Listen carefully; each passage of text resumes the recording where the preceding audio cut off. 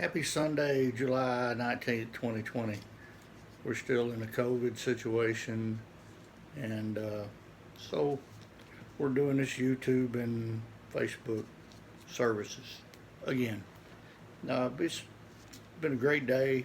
Yesterday, we served 163 families at the pantry and got to see a lot of folks I hadn't seen in a while, and it was a real joyful occasion. I got a good time working with Connect for Life Church, which is our partner, which is Foursquare Church here in Waxahachie, and Josh Morgan and his folks. It's always a lot of fun to work with. We always get a big kick out of teasing each other. So it was a good day. And then I want to make sure that we're still praying for John Wilson and John Denard. Also want to bring up today that the Coxes are all better, so we're good there. And then I want to pray for Larry and Pauline Dagan as they continue to nurse Larry's mother and take care of her. I know that's very trying. We'll pray for the mother's health. We also pray for Larry and Pauline's patients. And then the list of the folks that I've got that I have prayed for is too numerous for us to go through here today. But we continue to keep those folks in your prayers. So what do you think about a guy that steals, lies, cheats, and God still blesses him? Wow. That's something, isn't it? Well, in Genesis chapter 27, we find two guys, one named Esau and the other named Jacob. And their dad's Isaac and mama's Rebecca. And Isaac had prayed, or Isaac had prayed for children because Rebecca couldn't have any. So they had the twin boys. And it says in the Bible in chapter 27, talks about the fact that when they were born, Esau came out first. He was all hairy and kind of woolly kind of child, and Jacob came out behind him holding his heel, and he was more of a cleaner cut type baby. He didn't have all the hairy and wasn't as brawny kind of a child. And as we continue to watch this go forward, we began to see that Esau is a hunter. He loves to farm. He's a man's man. Old Tim Allen would, he used to have that TV show and he'd go, oh, oh, oh. That kind of, it's the kind of guy he was, man's man. That's Esau. And Jacob stayed around our tents a little more, so Scripture says. And he cooked, and he was a very quiet, mild-mannered gentleman. And from what it seems, he listened to his mama a lot. So the story goes on to talk about the fact that one time Esau was out hunting, and he came home, and man, he was starving to death. He'd just been out all day, and he was just starving. And he said to his brother Jacob, he said, hey man, just give me some of that food you got. He says, well, you give me your birthright. He said, he said, if you give me your birthright, then I'll feed you. He goes, man, Esau says, what good's my birthright if I die? Because I'm starving. I got to have food. He said, so you can have it. Just give me the food. So he did. He gave him the food, gave him some bread, and he ate it.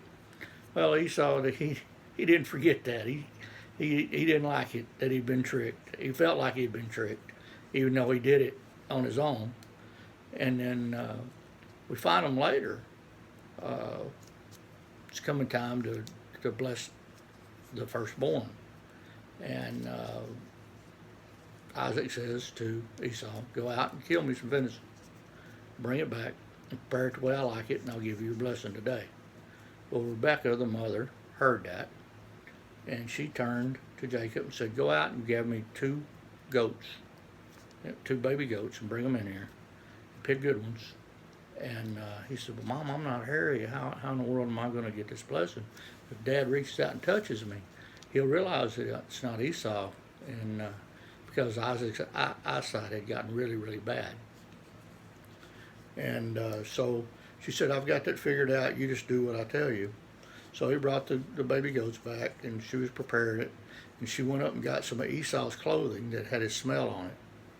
And she took some hair off of the goats and put them on his arms, behind his neck, in case Isaac touched him. And sure enough, they went in there and they took the food. And he says, Father, here's your food. Eat this so I can get your blessing. So the voice in the scriptures, it talks about the fact that Isaac's like, oh, wait a minute, that's the voice of Jacob, but I smell Esau and I feel Esau. And anyway, finally, they even asked him, he said, hey, who are you? He said, well, I'm Esau, I'm the firstborn. Went on with it. And so they went in there and he's eat the food and everything, and he felt of him, and so he blessed him. He gave him this beautiful, wonderful blessing. And about the time he finished and Jacob took off, Esau shows up. And Esau's like, Dad, here's your food. I brought it here. He said, who are you? He said, I'm Esau. He goes, oh, man, we've been tricked. He says, I've given your blessing to your brother. And he says, oh, Dad, don't you have another blessing? Don't you have another blessing for me? Now, let's look at the contrast in two blessings. Here's the blessing he gave to Jacob when he thought it was Esau. Oh, the smell of my son, it's like the smell of a field that the Lord has blessed. May God give you of heaven's dew and of earth's richness, and abundance of grain and new wine. Many nations serve you, and peoples bow down to you. Be Lord over your brothers, and may the sons of your mother bow down to you. May those who curse you be cursed, and those who bless you be blessed. Now, that's Jacob. That's what Jacob got. So Esau's like, Dad, don't you have another blessing? Now, this is the blessing that Esau got. Your dwelling will be away from the earth's richness, away from the dews of the heaven above. You will live by the sword. You will serve your brother. But when you grow restless, you will throw off his yoke from off your neck. Wow, that's just the difference in the blessings were just huge. So anyway, now we find these guys that we find Esau is angry, extremely angry that Jacob's taken his blessing. The second time, he's done stole it twice, and he's walking around there and he's talking really angry. And he's talking about when his dad dies, he's going to take care of, he's going to kill his brother. And so Rebekah hears it. Rebekah goes to Isaac and says, hey, it's time for Jacob to find a wife. I don't want him marrying one of these Canaanite women. I just don't want that happening. Let's send him down to my brother's place and let him pick a wife. So, yeah, it sounds good. So he called Jacob in and he blessed him. And he said to him, okay, Jacob, you need to go down to your mama's people and you need to find you a wife. So he took off. When Esau come in, Esau found out about it. He was all angry again. So anyway, in chapter 28, verse 10, this is really where the sermon goes. It's here's the whole description of this. Number one is Jacob has lied, Jacob has cheated, and Jacob has stolen. And all in front of the eyes of God. So he's out there and he's headed to go find him a wife. All these things have happened. And he starts getting really dark. So he finds a place to sleep. He pulls up a rock for a pillow and he lays down. Well, when he lays down, he has a dream. And in that dream, he dreams there's a ladder right there next to him, and angels are going up into heaven and descending down from heaven, up from heaven and down from heaven. And he dreams that all night. And when he wakes up the next morning, he goes, surely this is the blessed place of God. In fact, God even comes to Jacob and tells him that he's going to bless him and take care of him. And his family will be like the dust of or the sands on the beach, or the dust in the air. I mean, there's going to be plentiful, and all of his family will be blessed, and everybody he comes in contact with is going to be blessed. God blessed him right then. Now you say to me, that doesn't make any sense. How does that happen? This guy just pulled off the coup of all coups. And how in the world is God blessing him at that point? Well, here's what I tell you. A lot of people always tell me, well, we don't go to church because we're waiting until we can get our life straightened out. We got some problems. Well, we're not going to be baptized because, man, I'm just a bad person. And they're always trying to get things straight in their life. Well, that's never going to happen. So this is what God doesn't call the qualified. He qualifies the called. It means God takes you right where you're at. And what did he do? Right here is Jacob. Jacob's pulled off that coup. Jacob's out there, and Jacob gets blessed to God. And he calls the place Bethel. It used to be called Luz, and was a town there in that area where he lay down to sleep.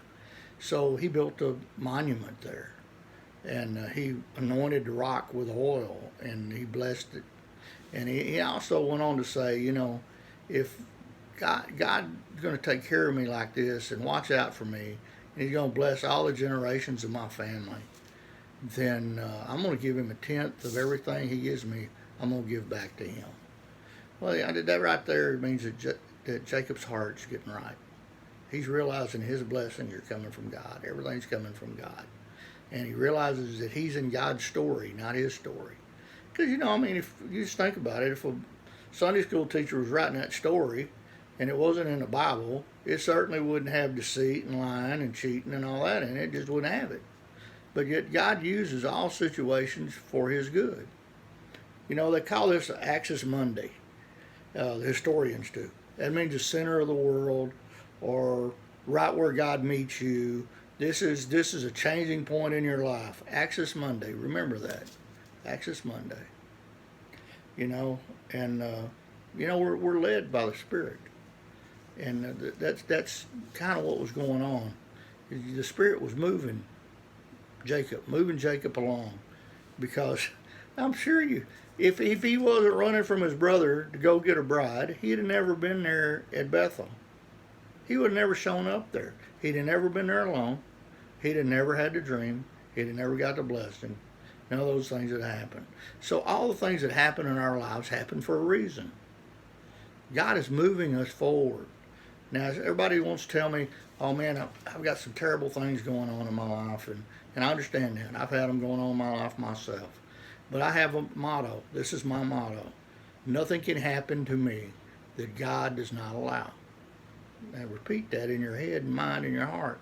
Nothing can happen to me that God does not allow. And then when God allows it, it's going to be for the good, ultimately at the end of it all. It's for God's story. It's for God's direction. It's for God's end. It is for God's means that things happen in our lives. God has a plan, just like he did with Jacob and Esau. He has a plan. And you can see, even in the midst of a big messed up mess, God's plan is coming to fruition. Look at Moses. Moses was a murderer. Moses was running away. He was in exile when God called him to come lead his people out. I mean, look at Paul.